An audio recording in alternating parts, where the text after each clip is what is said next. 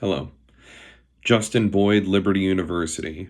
I'm going to be covering an entrepreneur in post-war America. So I'm going to go with Henry Ford II. So Ford Motor Company started in 1903, building automobiles. While in competition with 500 other automobile companies, Ford had to be innovative to stay ahead of the competition. Henry Ford's grandson took over the company in 1945. Henry Ford II is taking over the company following the end of World War II. And during the war, they were primarily making B-24 bombers, military vehicles, and Jeeps. The company had to jump back into the automobile business, and Henry Ford II had to see the opportunity on the horizon, know what his company is capable of, and what they need to do to meet the desired needs.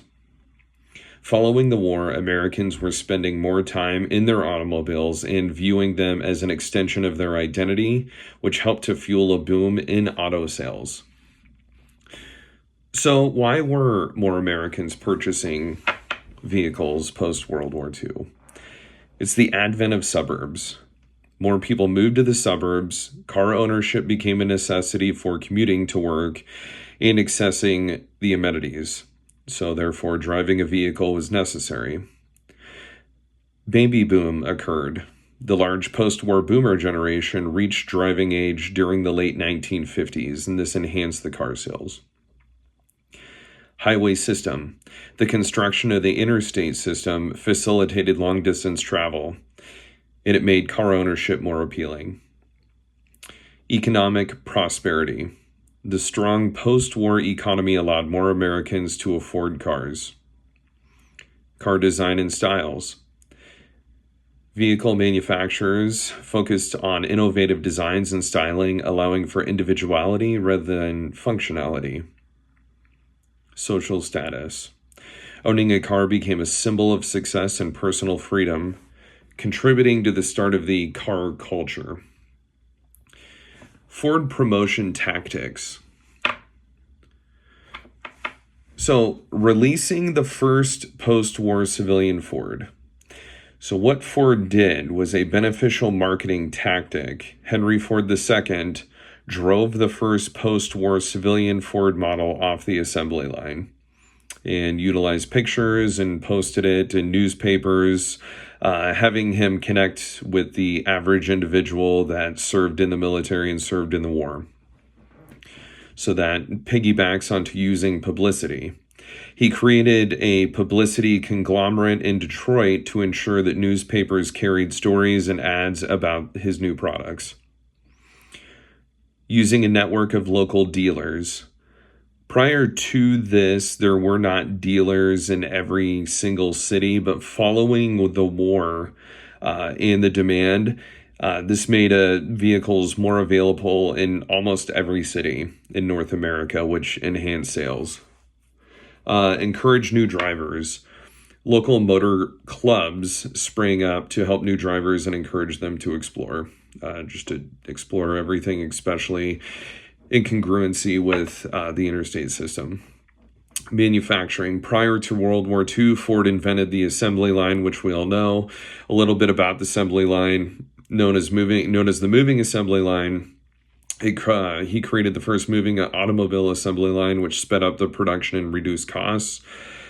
This allowed to increase wages, reduce hours, and improve working conditions. Ford was the first one to invent the assembly line and the 8-hour workday to avoid burnout by his employees.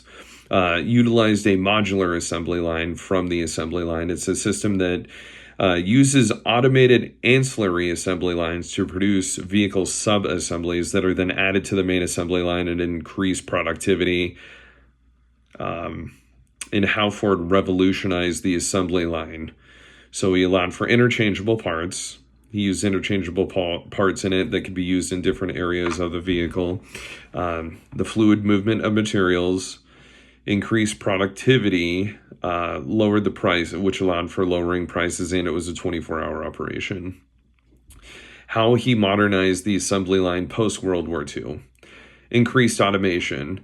So, towards the end of the 1950s, robots were introduced to handle precise tasks, allowing for better quality control and reducing human error.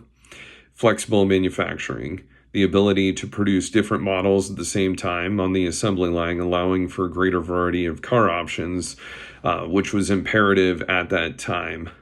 Improved ergonomics, modifications to workstations to reduce worker fatigue and improve comfort.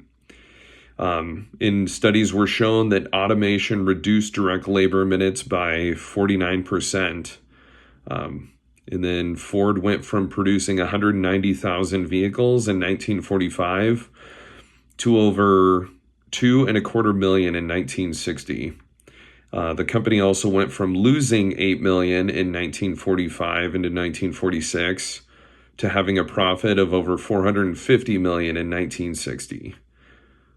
So he was innovative and ahead of his time, and he could almost foresee what the expectations were by and the demands of the consumers. Thank you.